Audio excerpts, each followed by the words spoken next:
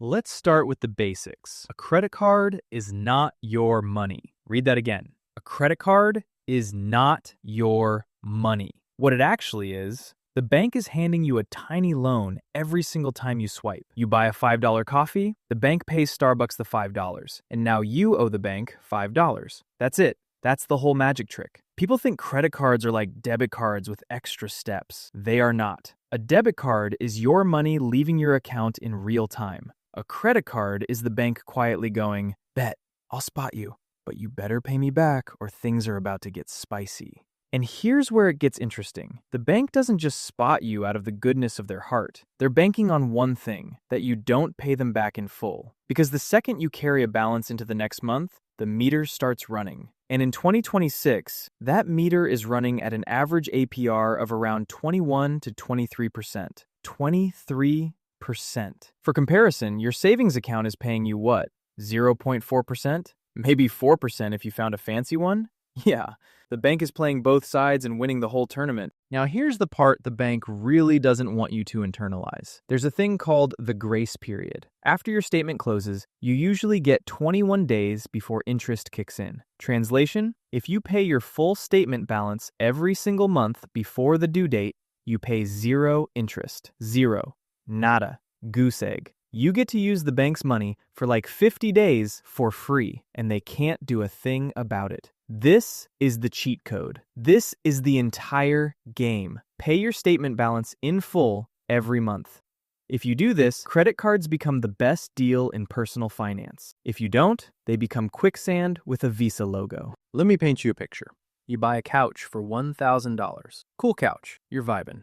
But you can only afford the minimum payment, like $25 a month. At 23% APR, paying just the minimum, that couch is going to take you about 6 years to pay off. By the time you're done, you'll have paid roughly $1,800 for it. Congratulations, you bought a $1,000 couch, and the bank bought one too, with your money. This is why broke people stay broke and rich people get cash back. Same card, different game. The minimum payment is not a suggestion of what you should pay. It's the bank's suggestion of how to keep you in debt for the maximum amount of time legally possible. It's literally calculated to be the slowest possible drip out of the hole. If your statement says, minimum due $35, what your statement is really saying is, pay this and stay our customer forever, please and thank you. Okay, credit scores. This is where it gets genuinely useful. Your credit score is basically America's adulting GPA. It goes from 300, you've fought a raccoon for a sandwich, to 850, the bank wants to be your godfather. And credit cards, used right, are the fastest way to crank that number up. Here's the irony. The system rewards you for borrowing money you don't need and paying it back on time. Pay cash for everything your whole life? Your credit score is, statistically, kinda mid. Use a credit card responsibly for 2 years. Suddenly, you're trusted with mortgages, car loans, and apartments in zip codes you can't pronounce. There are 5 things that move your score, but 2 matter way more than the rest. 1. Pay on time. Every single time. 1 missed payment can drop your score 60 to 100 points and stay on your report for 7 years. For 1 slip-up, auto-pay the minimum at least, even if you plan to pay in full later. That way you can't accidentally tank your life because you were busy. 2. Utilization. This is the percentage of your credit limit you're actually using. If your limit is $1,000 and your balance is $300 when the statement closes, you're at 30%. Try to keep this under 30.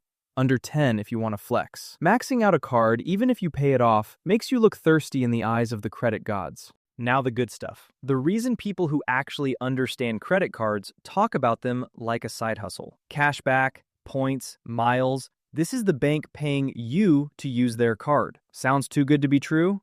Kinda is. The catch is, the bank charges merchants a fee every time you swipe, around 2 to 3%.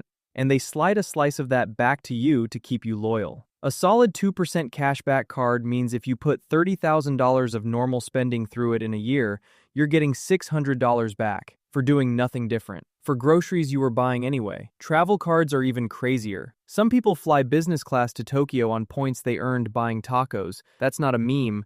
It's a real strategy. There are entire YouTube channels about it. But, and this is the boldest but, I'm using this whole script, Rewards mean absolutely nothing if you carry a balance. Your 2% cash back is worthless against 23% interest. You're earning $2 and bleeding 23. The math ain't mathing. Rewards are only rewards if you're paying in full. Quick rundown of the fees that catch people slipping. Annual fee. Some cards charge $95, $250, even $695 a year. Only worth it if the rewards exceed the fee. Run the math. Don't pay $250 to feel fancy. Late fee. Usually $30 to $40 the first time, more after that. Worse, it can bump you to a penalty APR near 30%. Don't be late. Cash advance fee. Never, ever take cash out with a credit card. No grace period, the APR is higher, and there's a fee on top. It's the worst possible way to get cash short of selling plasma. Foreign transaction fee,